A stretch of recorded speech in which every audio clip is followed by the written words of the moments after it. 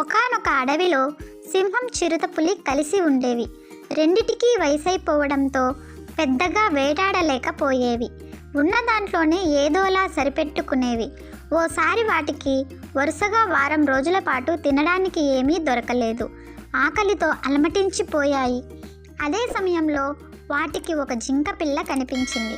అప్పుడు సింహం చిరుతతో ఇలా అంది, మిత్రమా, మనం ఎవరికి వారే వేటాడుతుంటే జంతువులు పారిపోతున్నాయి.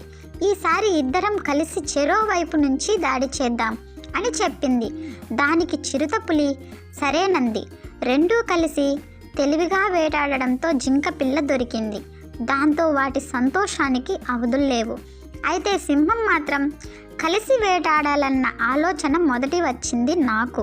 అందుకే ముందు నేనే తింటాను అంది. దానికి చిరుతకు ఎక్కడ లేని కోపం వచ్చింది. దాంతో అక్కడ ఉన్నదే చిన్న జింక పిల్ల, ముందు నువ్వు తింటే మొత్తం తినేస్తావు, ఇద్దరు కలిసే వేటాడాం, కలిసే తిందాం అని చెప్పింది. దానికి సింహం ఒప్పుకోలేదు. మాట పెరిగింది. అసలు నీకు వాటానే ఇవ్వను, మొత్తం నేనే తింటాపో అని ఉరిమింది చిరుత. ఈ గొడవంతా చెట్టు చాటు నుంచి ఓ నక్క గమనించసాగింది. అసలే వృద్ధాప్యం, ఆ పైన ఆకలితో అలమటిస్తున్న ఆ రెండు ఎక్కువసేపు పోట్లాడుకోలేవన్న విషయం దానికి అర్థమైంది. గొడవ పడి సింహం చిరుత అలసిపోయి కూలబడ్డాయి. అదే అదును అనుకున్న నక్క గబాలున జింక పిల్లను లాక్కొని పారిపోయింది.